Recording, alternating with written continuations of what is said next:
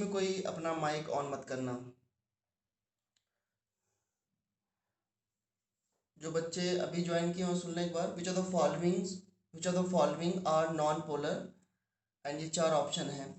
सो first compound non polar है क्योंकि इसका डायपोल वेक्टर Cl की तरफ है, इसका डायपोल वेक्टर Cl की तरफ है, एग्जैक्टली एक दूसरे की 180 डिग्री है, तो ये इसका जो नेट डायपोल मोमेंट है वो 0 हो जाएगा, इसलिए फर्स्ट मॉलिक्यूल जो है वो नॉन पोलर होगा। सेकेंड मॉलिक्यूल में ऐसा लग रहा है कि ये वेक्टर इससे कैंसिल हो जाएगा, बट ऐसा नहीं है। ठीक है, अधिकतर बच्चे इसको बोल देते हैं कि ये मॉलिक्यूल नॉन पोलर है, बट ये नॉन पोलर नहीं, ये मॉलिक्यूल पोलर है। This molecule is polar. The reason is कि अगर इसका सही से पूरा ओपन स्ट्रक्चर बनाए तो इस ऑक्सीजन के पास कितने लोन पेयर हैं? ऑक्सीजन के आउटर मोस्ट में 6 होते हैं, 6 में एक इस तरफ शेयर किया और एक इस हाइड्रोजन से शेयर किया, तो 2 लोन पेयर हैं। 2 लोन पेयर होने की वजह से 2 लोन पेयर 2 सिग्मा बॉन्ड, तो इसकी शेप क्या होगी? कुछ इस तरह बेंड शेप होगी। इट हैज 2 लोन पेयर, देखो यहाँ ध्यान से। और इसी तरीके से यहाँ पर जो ऑक्सीजन है इसके पास भी 2 लोन पेयर हैं और 2 सिग्मा बॉन्ड है। वाटर की तरह तो हो गया ना। देखो वाटर में क्या होता है, 2 हाइड्रोजन ऐसे होते हैं, राइट, 2 हाइड्रोजन ऐसे होते हैं और 2 लोन पेयर हैं। यहाँ पर भी 2 लोन पेयर है इस तरीके से। अंडरस्टूड? अब बताओ मुझे, ठीक है ये वेक्टर तो आपस में अपोजिट हो सकते हैं, बट हाइड्रोजन का ये वेक्टर ऑक्सीजन की तरफ जा रहा है और इस हाइड्रोजन का वेक्टर भी ऑक्सीजन की तरफ जा रहा है। यहाँ पर लोन पेयर के वेक्टर ऐसे बनेंगे, तो कहाँ से सभी कैंसिल हो पाएंगे? नहीं हो पाएंगे ना। क्या सभी वेक्टर एक दूसरे के 180 डिग्री पे हैं क्या? अपोजिट नहीं है ना, तो कैंसिल नहीं हो पाएंगे। अगर सिर्फ आप इतना देख लोगे बस इस बॉन्ड को इस बॉन्ड को, तो वो नॉन पोलर आ जाएगा। बट यहाँ पर ये वेक्टर भी देखने पड़ेंगे। OH का जो वेक्टर है ऑक्सीजन हाइड्रोजन से ऑक्सीजन की तरफ, आपको सभी को पता है डायपोल वेक्टर की डायरेक्शन क्या होती है? लेस इलेक्ट्रोनेगेटिव से मोर इलेक्ट्रोनेगेटिव की तरफ। ठीक है ना, तो इसलिए यहाँ पर कैंसिल नहीं होगा। This molecule will be polar. Similarly SH में भी ऐसे ही होगा। S के पास भी तो 2 लोन पेयर है, ऑक्सीजन के नीचे ही तो होता है सल्फर, तो यहाँ पर भी क्या होगा, इसके पास 2 लोन पेयर हैं इस तरीके से, और यहाँ पर भी शेप बेंड जैसी ही होगी।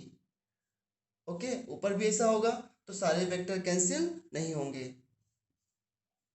Understood? So this molecule also polar, correct? This molecule also polar, and इसमें तो साफ साफ दिख रहा है कि वेक्टर जो है वो 120 के आसपास हैं, तो दिस मॉलिक्यूल ऑल्सो पोलर, सारा कैंसिलेशन नहीं होगा। सो मैंने पूछा था which of the following are non polar, the answer is 1 only, all other are polar. ये बहुत इंपॉर्टेंट क्वेश्चन है।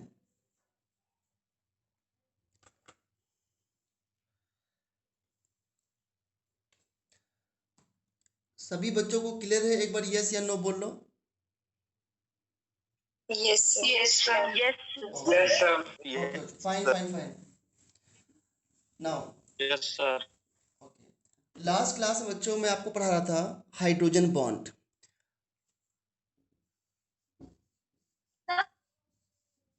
हाइड्रोजन बॉन्ड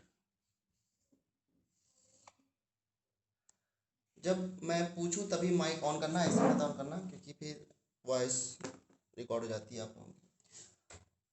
हाइड्रोजन बॉन्ड को मैंने बताया था कि ये स्पेशल टाइप का डाइपोल फोर्स है जो कि हाइड्रोजन बनाता है मोर इलेक्ट्रोनेगेटिव एलिमेंट के साथ, या आप इसको ऐसे कह सकते हैं कि hydrogen act as a bridge between 2 most electronegative elements. और सबसे बेस्ट तरीका है इसको एक्सप्लेन करने का, इसको हमेशा याद रखना कि हाइड्रोजन जो है वो एक एलिमेंट ए के साथ ऐड होना चाहिए बाय ए कोएन बॉन्ड, और ये एलिमेंट ए क्या होना चाहिए? FON।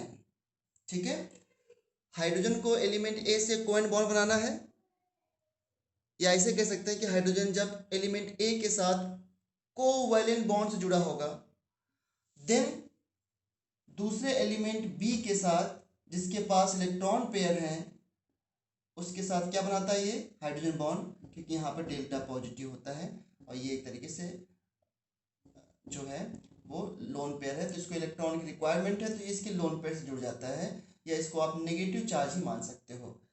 यहाँ पर कंडीशन ये है कि ए बी FON होना चाहिए और बी भी क्या होना चाहिए, FON, तब ये हाइड्रोजन बॉन्ड होता है। और इस हाइड्रोजन बॉन्ड की स्ट्रेंथ, जो स्ट्रेंथ होती है हाइड्रोजन बॉन्ड की, strength of H bond is directly proportional to electronegativity of A, electronegativity of A, ठीक है।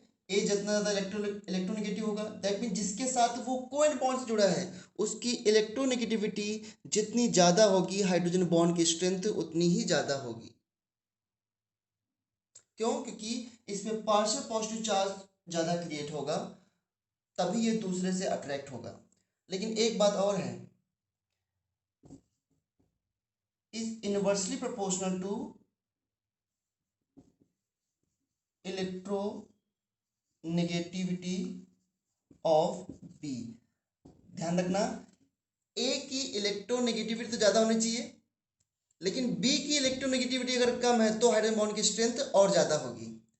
उसका रीजन ये है कि जब इस पर डेल्टा पॉजिटिव चार्ज होगा तो इसके पास जो मोर इलेक्ट्रोनेगेटिव एलिमेंट्स होगा वो बार बार इससे इलेक्ट्रॉन की डिमांड भी करेगा, और इलेक्ट्रॉन की डिमांड भी करेगा तो इसके पास इलेक्ट्रॉन कहाँ है, इसके इलेक्ट्रॉन तो पहले से ए ने ले लिए अधिकतर शेयर्ड पेयर, तो फिर इसके बीच में अट्रैक्शन उतना स्ट्रांग नहीं होगा अगर ये मोस्ट इलेक्ट्रोनेगेटिव हुआ, क्योंकि इसको इलेक्ट्रॉन भी चाहिए होंगे इससे, तो ये बॉन्ड को वीक कर देगा। लेकिन अगर यहाँ पर कम इलेक्ट्रोनेगेटिव हुआ एलिमेंट, इसमें मैं बोलूँ कि यहाँ पर FON में ज़्यादा स्ट्रॉन्ग कौन बॉन्डिंग करेगा, N, क्योंकि N की इलेक्ट्रोनेगेटिविटी O और F ज़्यादा है। क्यों? क्योंकि तब वो इसे केवल अट्रैक्शन इसके पॉजिटिव चार्ज से रखेगा और इलेक्ट्रॉन को नहीं खींचेगा, क्योंकि इनकी इलेक्ट्रोनेगेटिविटी भी तो ज़्यादा है। इस वजह से ये बड़ा इंपॉर्टेंट, इस पर कई बार क्वेश्चन आ चुका है, क्योंकि ये जो बी जुड़ रहा है ये इससे इलेक्ट्रॉन की डिमांड भी करेगा अगर ज़्यादा इलेक्ट्रोनेगेटिव है, और ये इलेक्ट्रॉन नहीं दे पाएगा तो फोर्स ऑफ अट्रैक्शन वीक होगा,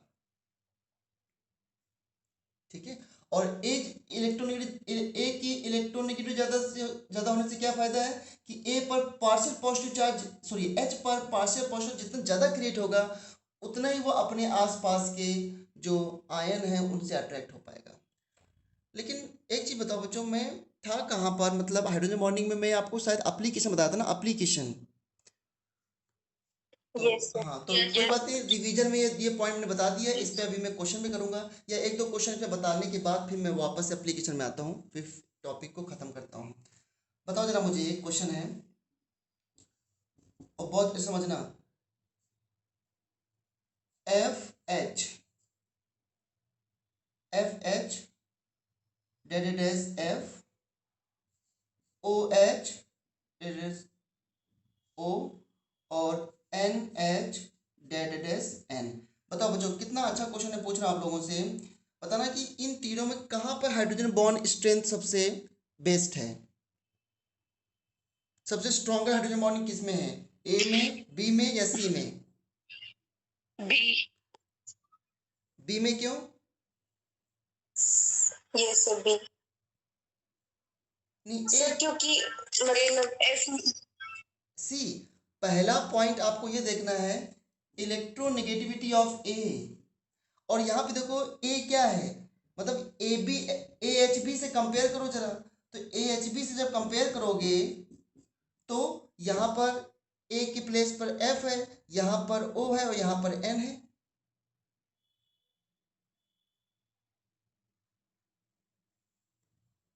और आपने शायद डायरेक्टली बी देख लिया पहले कि यहाँ पर बी में एन है, यहाँ पर ओ है, कैसे आपने बी तो, या तो आप बी कैसे बता दिया आपने, मुझे समझ नहीं आ रहा है, या तो आप ए बताते या तो आप सी बताते। सर F की इलेक्ट्रोनेगेटिविटी ऑफ A ज्यादा है, लेकिन F की जो डैश डैश के बाद एफ है उसकी भी इलेक्ट्रोनेगेटिविटी ज्यादा है, हाँ उसकी इनवर्सली प्रोपोर्शनल होना चाहिए। हाँ, तो इसलिए पहली प्रायोरिटी आपको कोएन बॉन्ड और हाइड्रोजन बॉन्ड में ज्यादा स्ट्रॉन्ग कौन होता है? Koen bond. तो पहली प्रायोरिटी आपको इलेक्ट्रोनेगेटिविटी ऑफ ए से है। ये मैंने अभी क्लियर कर दिया तो शायद आप कंफ्यूजन कम हो चुका होगा। तो इसलिए इसमें सबसे बेस्ट आंसर आपका ए है। लेकिन अगर मैं इसको ऐसे कर देता, ध्यान देना, अभी दूसरे क्वेश्चन से पॉइंट क्लियर हो जाएगा। एफ एच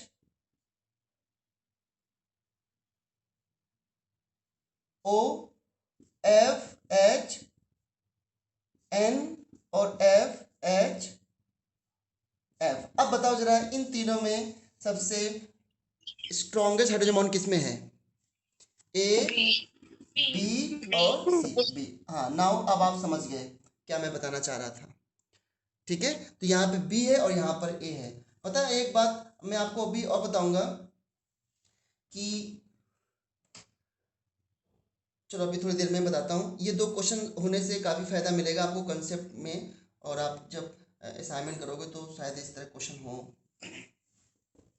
अब मैं एप्लीकेशन में आता हूँ और फिर इसमें जो भी क्वेश्चन बनते हैं मैं बताता हूँ मैं आपको। एप्लीकेशन में, अच्छा ये मैंने बता दिया था इंटरमॉलिक्यूलर हाइड्रोजन बॉन्ड क्या होता है और इंट्रामॉलिक्यूलर क्या होता है। ठीक है, intermolecular hydrogen bond form between two molecules, two same molecule और different molecules, and intramolecular hydrogen bond is form within the molecules, right. So application में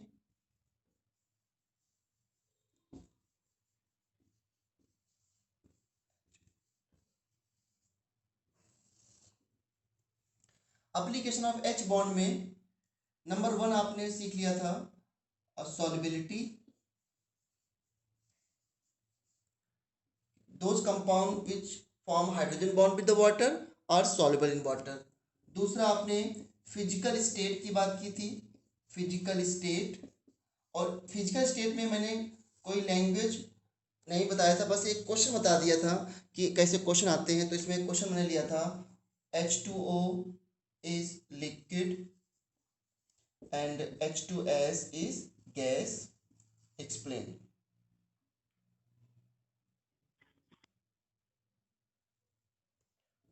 एक्सप्लेन है ना, ये तो क्वेश्चन था शायद से।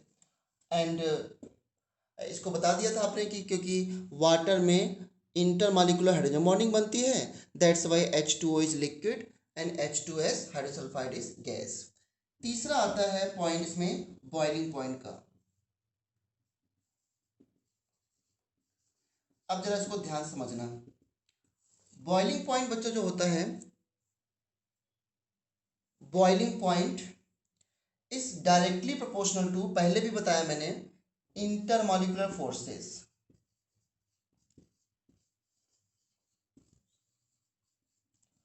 Boiling point is directly proportional to intermolecular forces. सभी लोग जानते हो कि बॉइलिंग का मतलब होता है लिक्विड को गैस में कन्वर्ट करना या लिक्विड को वेपर में कन्वर्ट करना, that is the boiling point. अब लिक्विड में जो पार्टिकल्स होते हैं ए ए इस तरीके से, ये बहुत क्लोज होते हैं एक दूसरे के ना, और जब इसको आप इस तरीके से ए पार्टिकल हैं, जब इसको आप गैस में कन्वर्ट करोगे तो पार्टिकल्स के बीच में इस डिस्टेंस आपको बढ़ानी है इस तरीके से। ठीक है, तो दैट मीन्स आप क्या कर रहे हो बच्चों, इनके बीच में इंटरमॉलिक्यूलर फोर्स को क्या कर रहे हो, ब्रेक कर रहे हो। अब मुझे पहले भी मैंने एक क्वेश्चन पूछा था, जैसे ये वाटर मॉलिक्यूल है, वाटर मॉलिक्यूल जब होंगे एक साथ तो इनके बीच में कौन सा फोर्स होगा, हाइड्रोजन बॉन्ड। हाइड्रोजन। हाँ, हाइड्रोजन बॉन्ड होगा। तो जब बच्चों वाटर को आप बॉयल करते हो वाटर वेपर बनाने के लिए, तो आपको क्या करना पड़ेगा, आपको वाटर के बीच में हाइड्रोजन बॉन्ड ब्रेक करना पड़ेगा। और जब वाटर के बीच में हाइड्रोजन बॉन्ड ब्रेक हो जाएगा तब वो वेपर में कन्वर्ट हो जाएगा।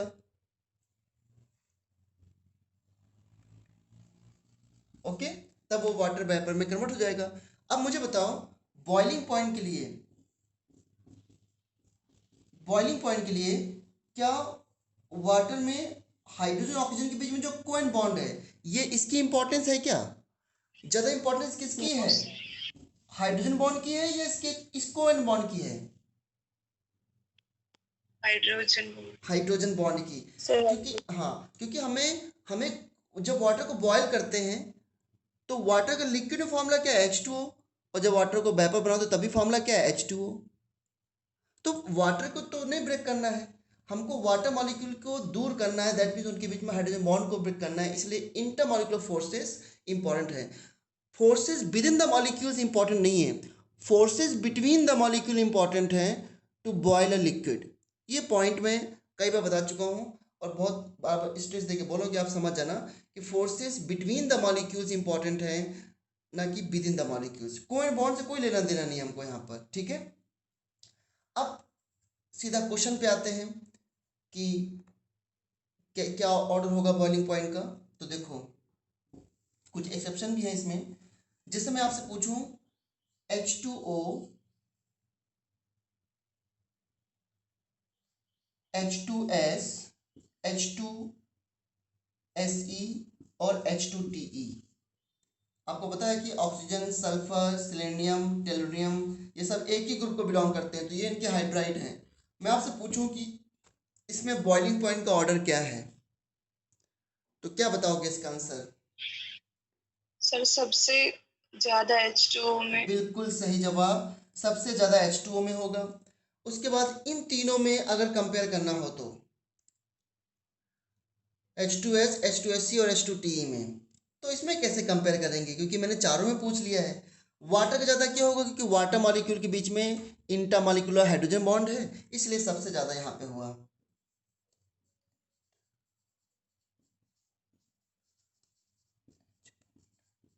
इसके बाद कोई बच्चा बता सकता है कि इसके बाद किसका नंबर आना चाहिए? Sir H2S। H2S गैस है। और कोई? अमन, आदित्य, इसके बाद किसका नंबर आना चाहिए?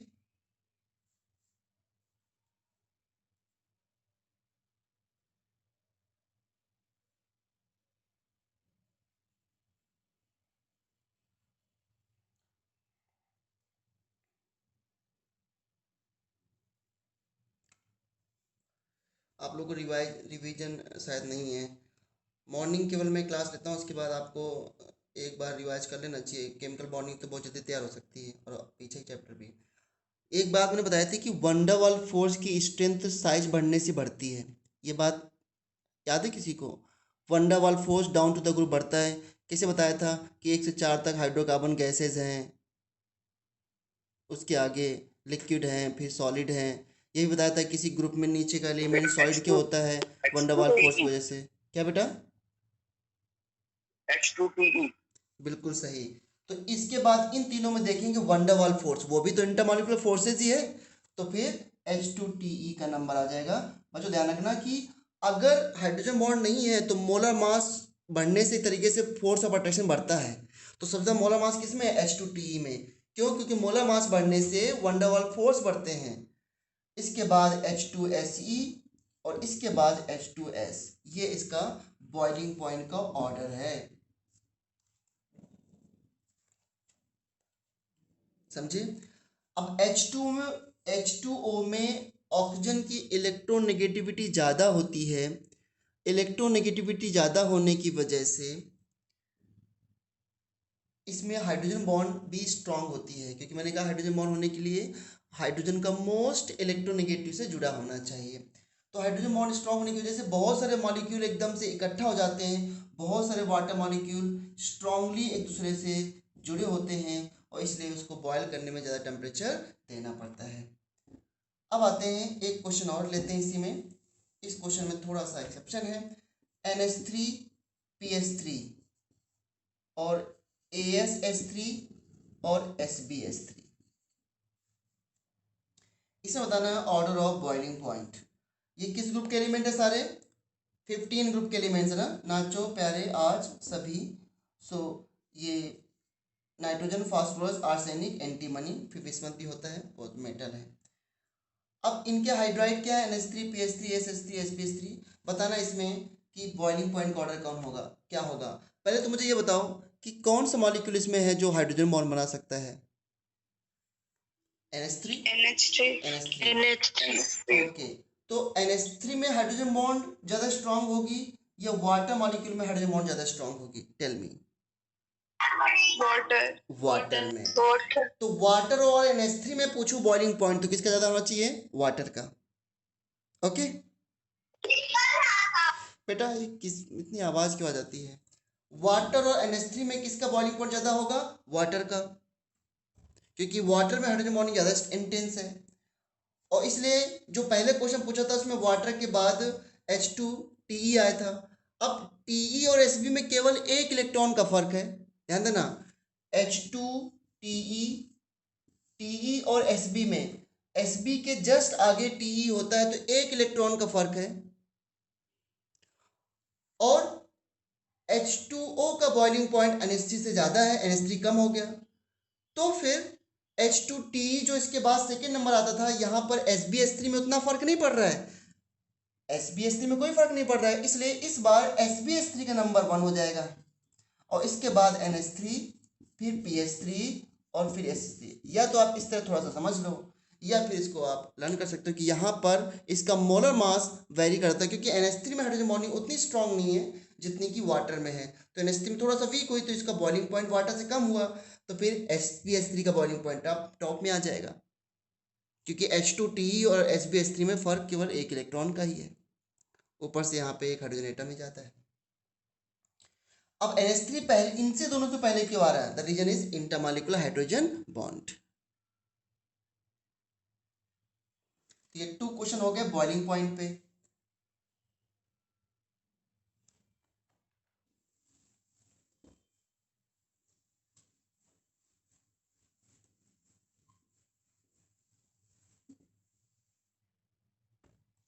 अब एक क्वेश्चन मैं आपसे पूछूं, CH2OH, CH2OH, इसका IUPAC नेम अगर मैं पूछता हूं तो 10th में इतनी IUPAC नेम नहीं पड़ी होगी।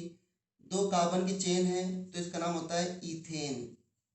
2 कार्बन में 1 2, और फिर 1 पर भी ऑल है, 2 पर भी ऑल, तो इथेन 1 2 डाई ऑल। ये नेम मैं याद करने के लिए कभी नहीं बोल रहा हूँ, ये तो मैं बता देता हूँ क्योंकि ये आपके कोर्स में है, ऑर्गेनिक में सीखेंगे।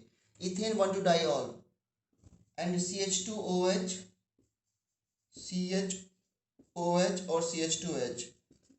इस कंपाउंड को आपने जरूर देखा है और शायद तुम में से किसी को याद भी हो। मैं 100% बोल रहा हूँ कि इस कंपाउंड को आपने देखा है। अब मुझे बता दो सेकेंड वाले कंपाउंड का कॉमन नेम क्या था?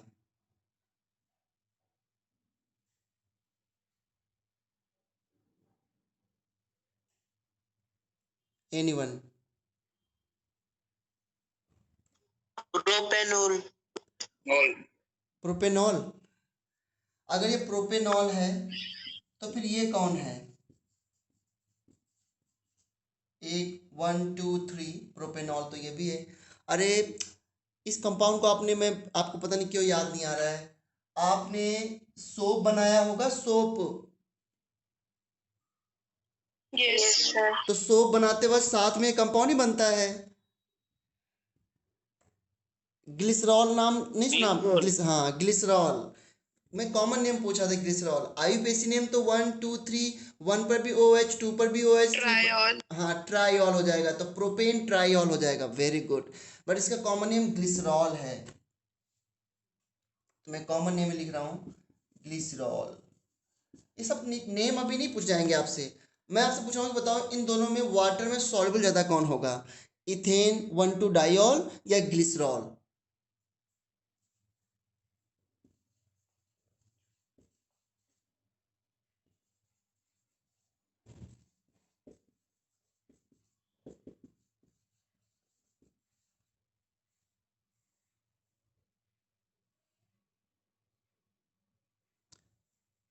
कौन वाटर में ज्यादा सॉल्युबल है?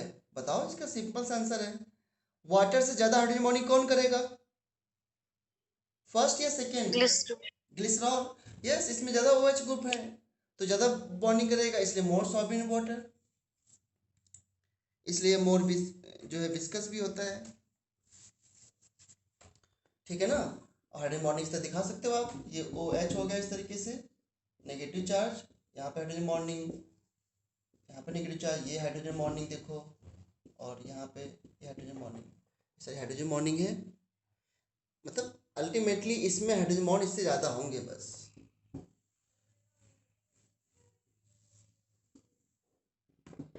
अब क्वेश्चन ये मैं पूछ लूँ आपसे कि और क्या क्वेश्चन हो सकते हैं इसमें, आई एम थिंकिंग। अच्छा, एक क्वेश्चन बड़ा इंटरेस्टिंग है,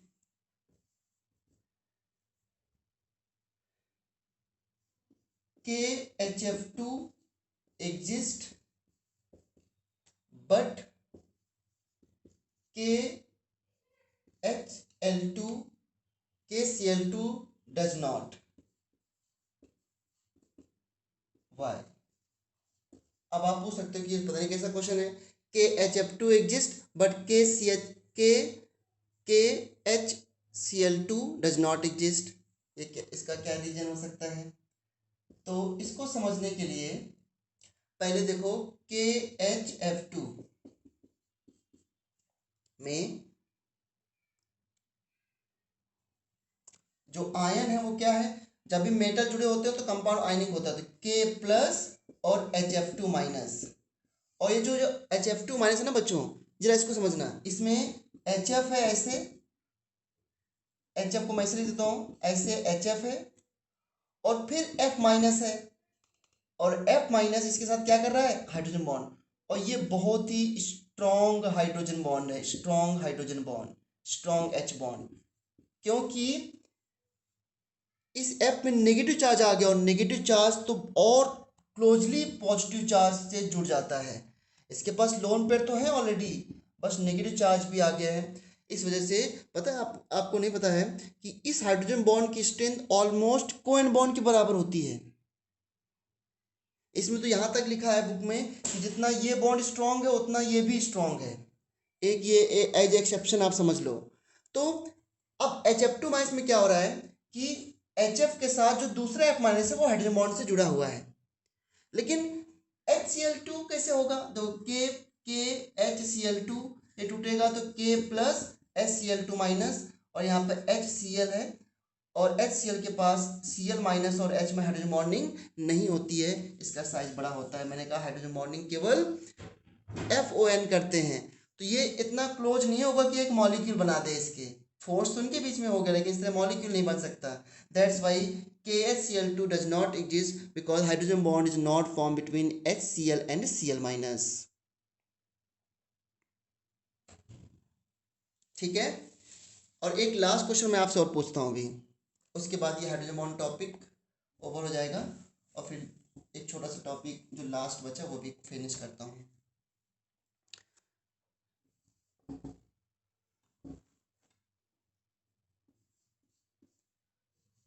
इसका नेम बताया था बच्चों मैंने, OH NO2 और OH NO2, ठीक है। क्या बताया था इनके नेम, याद है किसी को? नाइट्रोफिनॉल। हाँ नाइट्रोफिनॉल तो है, मगर दोनों ही नाइट्रोफिनॉल है, तो दोनों के नेम अलग अलग क्या हैं?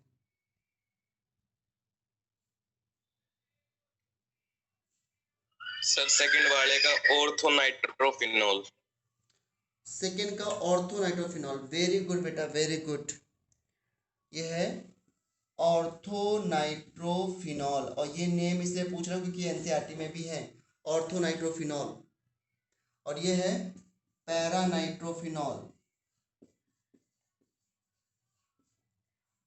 ऑर्थो नाइट्रोफिनॉल, पैरा नाइट्रोफिनॉल, क्या ये दोनों हाइड्रोजन बॉन्ड करते हैं? बिल्कुल करते हैं, मैंने बताया है। अब मुझे बताओ जरा, पहले मॉलिक्यूल में कौन सी हाइड्रोजन बॉन्डिंग होती है और दूसरे में कौन सी होती है, टेल मी।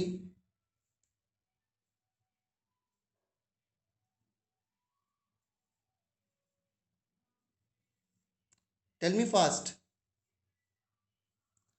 पहला मॉलिक्यूल आपस में कौन सा तो फर्स्ट में इंटरमॉलिक्यूलर, सेकंड में इंट्रामॉलिक्यूलर। वेरी गुड, फर्स्ट में होती है इंटरमॉलिक्यूलर, इंटरमॉलिक्यूलर H बॉन्ड, और दूसरे में होता है intramolecular H bond, intramolecular H bond. अब मान लो एक सैंपल में ये मॉलिक्यूल है और एक बीकर में या एक सैंपल में दूसरा ये मॉलिक्यूल है। जब मैं बोलता हूँ एक बीकर में ये मॉलिक्यूल है तो ये मॉलिक्यूल एक सिंगल नहीं होगा, बहुत सारे इस तरह के मॉलिक्यूल्स होंगे और इस तरह के मॉलिक्यूल बहुत सारे हैं। बताओ जरा, इसको मैंने ए सैंपल मान लिया, इसको बी मान लिया। Which has a greater boiling point? ए।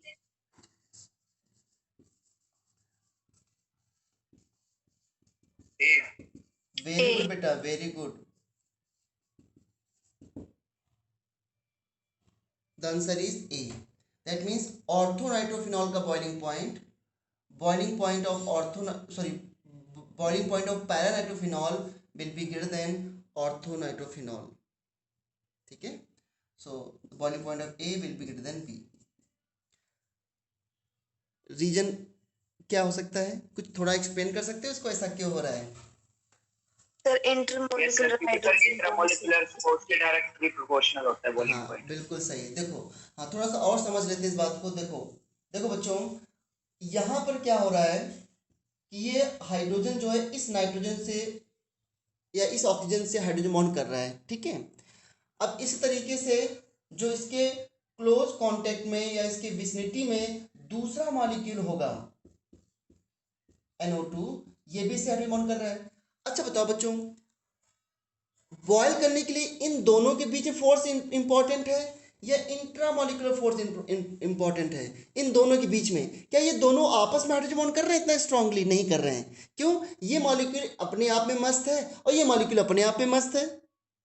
लेकिन जब इस तरह के मॉलिक्यूल साथ होंगे ये वाले, तो क्या होगा? ये देखो ध्यान से, OH NO2, तो क्या होगा? ये इससे हाइड्रोजन बॉन्ड कर रहा है, तो इसलिए जब इसको आप बॉयल करोगे तो इस हाइड्रोजन बॉन्ड को आपको ब्रेक करना पड़ेगा, इस हाइड्रोजन बॉन्ड को ब्रेक करना पड़ेगा, समझे? और इसमें क्या है, force with in the molecule है, तो ये मॉलिक्यूल इससे तो पहले ही अलग है, इनके पीछे फोर्स है नहीं क्योंकि ये with in the molecule hydrogen bond कर रहे हैं। तो इसलिए पहले मॉलिक्यूल का या पहले जो लिक्विड है उसका बॉइलिंग पॉइंट दूसरे से ज़्यादा होगा। बिकॉज यहाँ पे पॉइंट क्या लिखोगे जब कभी एग्जाम में आए कि hydrogen bond depends upon, sorry, boiling point depends upon intermolecular hydrogen bond या इंटरमॉलिक्यूलर फोर्सेस, ठीक है। जिस मॉलिक्यूल में इंटरमॉलिक्यूलर फोर्स होते हैं, इंट्रा, उसका बॉइलिंग पॉइंट कम होता है बिकॉज उनके आपस में फोर्स ऑफ अट्रैक्शन वीक होता है, ठीक है। अब यहीं पर एक क्वेश्चन मैं आपसे और पूछ लूं, तो बच्चों एक पॉइंट मैं चाहता हूं कि जो आप इससे आपके माइंड में हो जाना चाहिए कि boiling point increases with intermolecular force of attraction and decreases with intramolecular force of attraction. अब मैं तुमसे पूछ लूं इसमें, विच one is more volatile? Volatile समझते हो? इवेपोरेट, कौन ज्यादा इवेपोरेट करेगा? तो इवेपोरेट कौन करता है? जिसके बीच में फोर्स ऑफ अट्रैक्शन वीक होंगे, स्ट्रांग होंगे? वीक होंगे। तो बताओ कौन इजीली इवेपोरेट करेगा? हाँ बिल्कुल, the answer is orthonitrophenol. Answer क्या होगा इसका? ओ नाइट्रोफिनॉल। क्यों? क्योंकि इसके मॉलिक्यूल तो ऑलरेडी सेपरेटेड है, इनमें तो with in the molecule force है, तो ये सेपरेटेड है तो इजीली इवेपोरेट हो जाएंगे, एस्केप कर जाएंगे, समझे? जैसे मैं पूछूं कि CH3CH2OH और CH3OCH3, ये होता है एल्कोहल और ये होता है ईथर। अब एल्कोहल में क्या आपस में इंटरमॉलिक्यूलर हाइड्रोजन बॉन्डिंग पॉसिबल है? यस पॉसिबल है। क्यों? क्योंकि हाइड्रोजन जुड़ा है ऑक्सीजन से। क्या इस मॉलिक्यूल में इंटरमॉलिक्यूलर हाइड्रोजन बॉन्डिंग पॉसिबल है आपस में? No sir. नो। तो यहां पर intermolecular H bond present, और यहाँ पर क्या है, एब्सेंट। इसलिए अगर मैं इसको मैं ए मॉलिक्यूल बोल दूं, इसको बी मॉलिक्यूल बोल दूं, तो बॉइलिंग पॉइंट ए का बी से ज़्यादा होगा, एल्कोहल का इससे ज़्यादा होगा। और मैं पूछूं इवेप वोलेटाइल कौन ज़्यादा होगा, तो वोलेटाइल जो होगा वो बी ज़्यादा होगा ए से। इस तरह सारे क्वेश्चन, कौन मॉलिक्यूल सेम टेम्परेचर पे ज़्यादा इवेपोरेट करता है, कम करता है, सब कुछ हाइड्रोजन बॉन्ड से बताया जा सकता है। एक एक कंसेप्ट है हाइड्रोजन बॉन्ड जो इन चीज़ों को एक्सप्लेन कर सकता है। ठीक है। सो क्वेश्चन को तो नहीं कह सकता मैं कि क्वेश्चन इसमें भी और नहीं होंगे, बट इतना मोर देन सफिशिएंट है हाइड्रोजन बॉन्ड। मैं अब एक छोटा सा टॉपिक जो कि लास्ट है चैप्टर का वो एक्सप्लेन करता हूँ थोड़ा सा। ठीक है बच्चों, और सुनो ध्यान से, आपको जो असाइनमेंट दिया गया था उस असाइनमेंट के क्वेश्चंस को आज सॉल्व करें। हमेशा मैं बोलता हूँ मैं दूसरी क्लास लूँगा, फिर मैं लेता नहीं हूँ। मुझे लगता है कि बच्चों को रिवीजन करने का टाइम देना चाहिए, क्योंकि अगर आप 45 मिनट्स या 1 आवर्स ही पढ़ा देते हो तो वो उतना मोर देन सफिशिएंट होता है टू रिवाइज। जो है 1 घंटे उसमें लग जाते हैं अगर सही से पढ़ो तो आज इवनिंग में मेरी तरफ से 8 PM पे अगर डाउट्स आपके हों तो मुझे बता देना, तो मैं उस समय ऑनलाइन आ जाऊंगा तो मैं बता दूंगा। या आप अपना कोई टाइम दे देना कि मुझे इस टाइम डाउट बता दो, मैं तो आप जैसा कहोगे। बट मैं चाहता हूँ कि आज मैक्सिमम डाउट पूछ लो, जिससे कल से मैं इस पर रिवीजन करा दूँ, 2 दिन में इस चैप्टर को अच्छे से रिवाइज करा दूँ, इसमें कोई डाउट नहीं, क्योंकि इस चैप्टर में आपके अच्छे नंबर आ सकते हैं। और मैं एक इसमें वीडियो खुद का क्वेश्चंस का बना के भेजूंगा आज नाइट में ही, जिससे कि जो भी कॉम्प्लिकेट क्वेश्चन हो वो आपको उसके सोल्यूशन मिल जाए, तो इसकी तैयारी अच्छी हो जाएगी। ओके, एक लास्ट टॉपिक है परसेंटेज ऑफ कोवैलेंट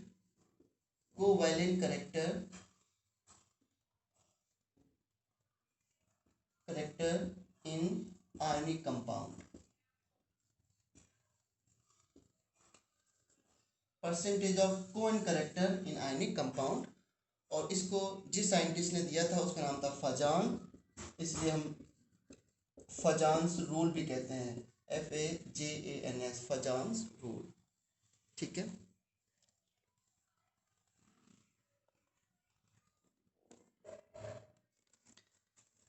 अब ये क्या मतलब है इसका, देखो अगर मैं आपसे कहूं कि ये वाटर है बच्चों, ठीक है, और इस वाटर में मैंने NaCl को डिजोल्व किया और KCl को डिजोल्व किया, दोनों ही किस में टूट गए, आयनों में, Na+Cl- और K+Cl-, तो दोनों कंपाउंड आयनिक हैं, क्योंकि वाटर में जाने के बाद ये आयंस बना रहे हैं। बट क्वेश्चन ये है कि क्या दोनों सेम आयनिक हैं, कौन ज़्यादा वाटर में डिसोसिएट होगा, या दोनों ही 100% हो जाएंगे। वैसे तो ये 100% आसपास ही दोनों होते हैं, बट फिर भी कोई तो फर्क होगा कि ज़्यादा आयनिक कौन है। जब पूछा था ज़्यादा आयनिक कौन है, तो इसका मतलब ये होता है बच्चों कि कौन इजली ज़्यादा आयंस में डिसोसिएट होगा। एक मीनिंग इसका ये भी आप बता सकते हो कि मोर आयनिक मीन्स मोर डिसोसिएशन। अब अगर दो कंपाउंड अलग हैं, ये आयनिक बॉन्ड क्यों है, ये समझिए ना, ये भी आयनिक बॉन्ड, ये भी आयनिक बॉन्ड है इनके बीच में, क्यों, क्योंकि एक metal non metal, metal non metal, और मेटल नॉन मेटल बीच में कौन सा फोर्स बनता है, आयनिक बॉन्ड आता है, आयनिक फोर्स आता है ना। तो बस यही कंपेयर करना है कि अगर आयनिक कंपाउंड है तो क्या वो सभी बराबर आयनिक हैं या उनमें डिफरेंस है। तो इस बात को कैसे कंपेयर करेंगे, तो फजांस ने सजेस्ट किया कि आप क्यों ना इनके बीच में कोवेलेंट कैरेक्टर देख लो, जिसके अंदर थोड़ा सा कोवेलेंट कैरेक्टर होगा उसके अंदर आयनिक कैरेक्टर अल्टीमेटली कम हो जाएगा, एंड हम आयनिक कैरेक्टर को भी कंपेयर कर सकते हैं। अगर मैं कह दूं कि NaCl में कोवेलेंट कैरेक्टर थोड़ा सा है विद रिस्पेक्ट टू KCl, तो फिर NaCl KCl से कम आयनिक हो जाएगा। इसलिए हम लोग पढ़ रहे हैं percentage of covalent character in ionic compound. Okay, so इसमें कुछ रूल्स हैं, पहले वो बताता हूं मैं और फिर उन्हीं रूल्स को समझाता हूं। क्वेश्चंस रूल से ही हो जाते हैं।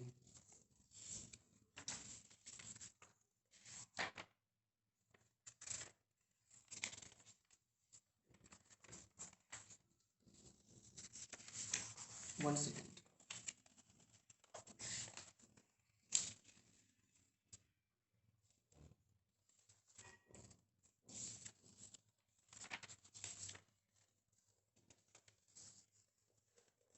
देखो, रूल्स क्या है, जैसे कि ये एक कंसेप्ट इसलिए पढ़ रहे हैं क्योंकि all ionic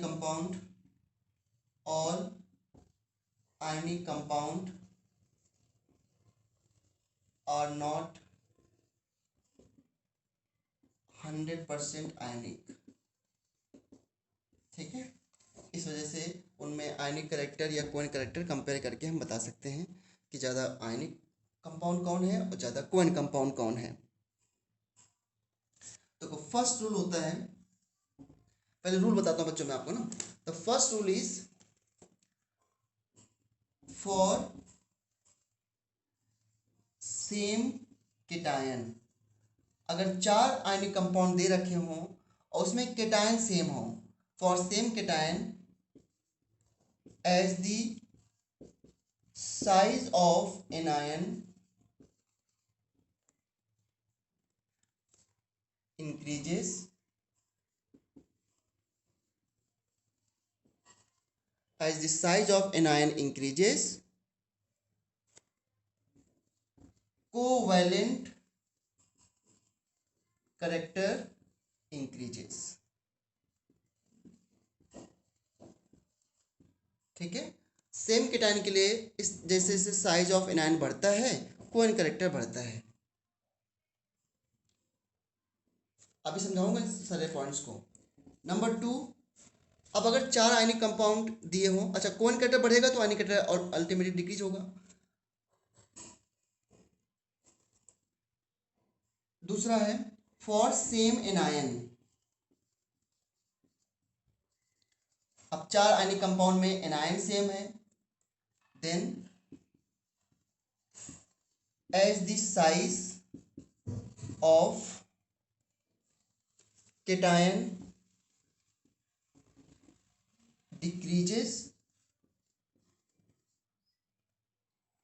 decrease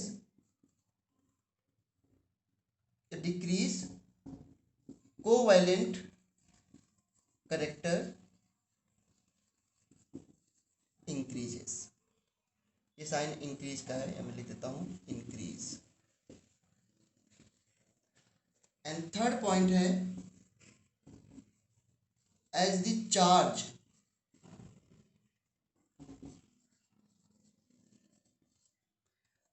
charge on cation or anion increases, covalent character increases। In 3 rules में आपने क्या सीखा कि एनायन का साइज बढ़ने से कोएन करेक्टर बढ़ता है और केटायन के साइज घटने से कोएन करेक्टर बढ़ता है और चार्ज बढ़ने से बढ़ता है। बस सिंपल सा 3 पॉइंट्स हैं। एनायन के साइज बढ़ने से कोएन करेक्टर बढ़ता है, केटायन के साइज घटने से कोएन करेक्टर बढ़ता है और चार्ज बढ़ने से कोएन करेक्टर बढ़ता है। अब ये मन में आ रहा हो कोएन करेक्टर क्या है सर, क्या बढ़ता है, वो भी अभी मैं समझाता हूँ। बट ये है, ये 3 पॉइंट्स है। 8 पॉइंट्स और हैं जो कि फजान रूल से हट के, बट वो भी मैं एक्सप्लेन कर देता हूँ यहाँ पे।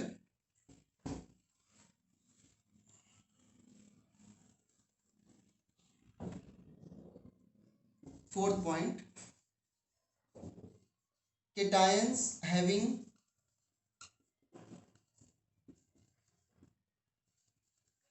pseudo noble gas configuration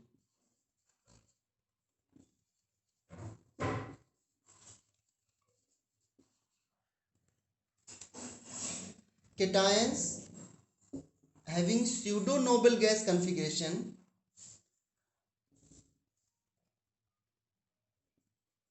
have more covalent character या nature। अब ये स्यूडो नोबल गैस कन्फिगरेशन क्या होता है? स्यूडो का मतलब होता है नकली वर्ड, मतलब नोबल गैस कन्फिगरेशन की तरह हो। जैसे नियॉन है, नियॉन का 2,8 होता है, इसके आउटर मोस्ट में 8 है, तो ये तो आपका नोबल गैस कॉन्फ़िगरेशन हुआ। मैं Na+ की बात करूं तो Na+ में कितने इलेक्ट्रॉन टोटल हैं? 11 होते हैं, एक चला गया तो 10 बचे। 10 का मतलब क्या हुआ? 2 8। तो इसका भी कौन सा कॉन्फ़िगरेशन है? नोबल गैस कॉन्फ़िगरेशन है। ये तो आपको नोबल गैस कॉन्फ़िगरेशन है। बट अगर मैं Cu+ की बात करूं, कॉपर प्लस की, तो कॉपर प्लस में एटॉमिक नंबर 29, 8 प्लस का 28 बचा, ये होता है 2 8 18। तो आउटर मोस्ट में 18 है। अब आउटर मोस्ट में 18 भी आर्गन जैसा होता है ना, बट ये इनर्ट गैस कॉन्फ़िगरेशन नहीं है। इनर्ट गैस कॉन्फ़िगरेशन क्या होता है? जिसके आउटर मोस्ट में 8 हों, तो इसलिए इसको बोलते हैं स्यूडो नोबल गैस कॉन्फ़िगरेशन। मतलब ठीक है, इनर्ट गैस किसी एक एलिमेंट के जैसा हो रहा है, ऑर्गन की तरह इसके आउटर मोस्ट में 18 इलेक्ट्रॉन्स हो गए, but this is not noble gas configuration. तो इसे बोल रहे हैं उसी तरह है, उसी जैसे स्यूडो का वर्ड समझते ही होगा आप इंग्लिश में, तो उसी की तरह इसको हम नोबल गैस कॉन्फ़िगरेशन बोलते हैं। तो नोबल गैस कॉन्फ़िगरेशन यानी जिसके आउटर मोस्ट में स्यूडो नोबल गैस कॉन्फ़िगरेशन मतलब जिसके आउटर मोस्ट में 18 हो, उसके अंदर कौन कैरेक्टर ज़्यादा होगा। ठीक है, अब इन चारों रूल को हम समझेंगे कि करके, लेकिन पहले रूल को एक सेकेंड में आप कैसे ध्यान रखोगे, तो वो कैसे है कि क्या सीखा आपने? कौन कैरेक्टर कैसे बढ़ता है? एनायन के साइज बढ़ने से कौन कैरेक्टर बढ़ता है? केटायन के साइज घटने से बढ़ता है, चार्ज बढ़ने से बढ़ता है, और pseudo gas noble gas configuration जिसमें होगा स्यूडो नोबल गैस कॉन्फ़िगरेशन उसमें बढ़ता है। इस तरह तो ये एक तरीके से लर्न हो चुका होगा। तो पहले मैं इसी पॉइंट को पूछ लेता हूं आपसे कि LiF, LiCl, LiBr और LiI में, अभी मैंने समझाया नहीं है कि रूल अप्लाई करो। बताओ इन चारों में सबसे ज़्यादा कोवैलेंट कैरेक्टर किस आयनिक कंपाउंड में होगा? ये सारे आयनिक कंपाउंड हैं, बट किसके अंदर कोवैलेंट कैरेक्टर ज़्यादा होगा? LiF में या LiI में? कौन सा रूल लगाओगे आप?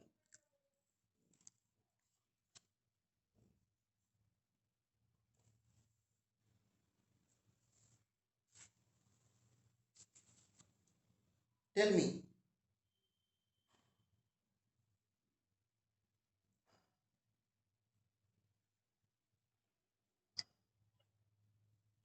Sir second rule. Cation same है या एनायन सेम है? Sir anion. एनायन सेम है।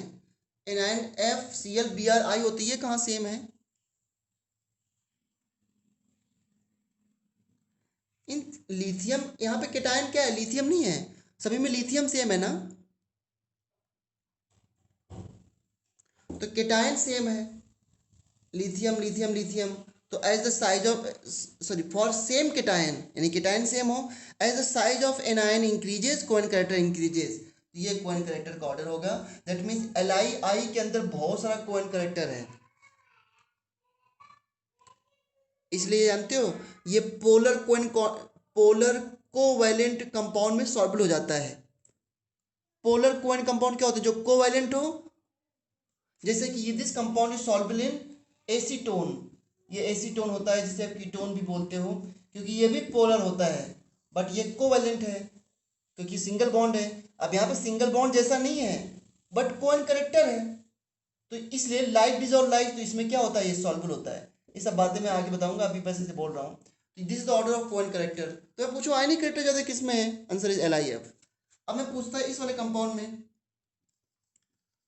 NaCl, NaBr और NaI में which one is more covalent?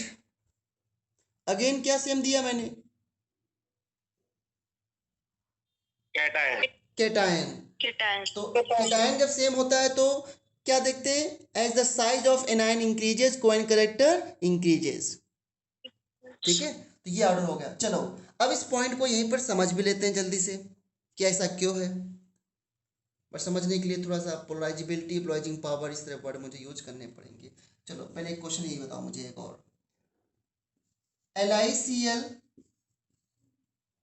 NaCl, KCl और सीजियम क्लोराइड इस बार क्या सेम है और क्या देखोगे? बट बताना मुझे order of Koen character.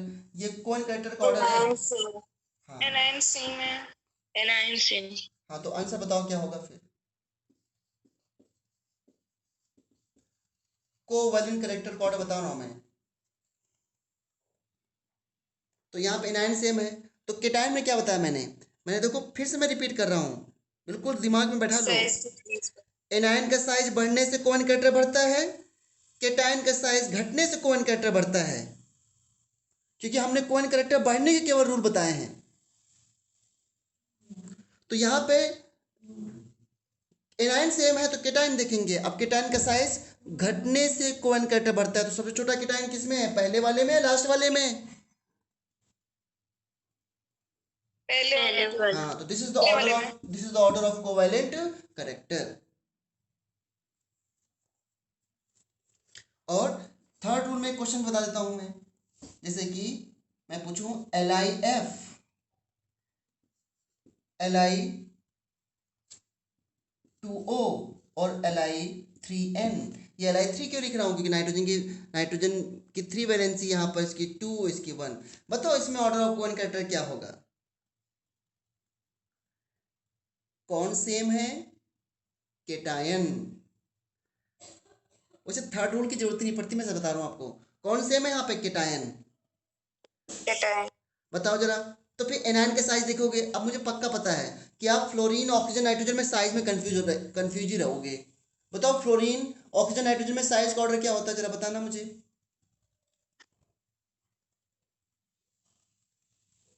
Sir nitrogen का सबसे बड़ा, फिर ऑक्सीजन से बड़ा होता है नाइट्रोजन। बिल्कुल सही, चलो वेरी गुड, मुझे खुशी हुई आपको पता है। NOF ये होता है साइज का ऑर्डर, क्योंकि लेफ्ट टू राइट साइज जो है वो घटता है। तो फिर केटायन सेम है तो एनायन का साइज बढ़ने से कोवैलेंट कैरेक्टर बढ़ता है। तो this is the order of covalent character, covalent character का ऑर्डर हो गया। और लास्ट क्वेश्चन और लेता हूं बस, फिर मैं कल इनको एक्सप्लेन कर दूंगा। बताना जरा, BeCl2 BCl3 CCl4 में what is the order of covalent character? इस बार क्या देखोगे? चार्ज। इस बार क्या देखोगे? चार्ज। बताओ Be पे क्या चार्ज है? +2, और इस पे क्या है? +3, और इस पे क्या है? +4। आप ऑक्सीडेशन स्टेट निकाल लो, बताओ किस पे सबसे ज्यादा चार्ज है? प्लस कार्बन पे। तो चार्ज बढ़ने से कोवैलेंट कैरेक्टर क्या होता है? बढ़ता है। एनायन में तो सभी जगह सेम है, इसलिए मैंने केटायन का चार्ज देखा, एनायन का चार्ज बढ़ने से ही बढ़ता है। तो इसलिए this is the order of covalent character. अब ये जो क्वेश्चन कर दिए हैं, लेकिन मैं इनको समझाऊंगा कैसे हो रहा है। बिल्कुल सिंपल है, ज़्यादा कोई दिक्कत नहीं। अब मुझे इसको एक्सप्लेन करने में लगेंगे मैक्सिमम 10 मिनट। तो this chapter is almost over.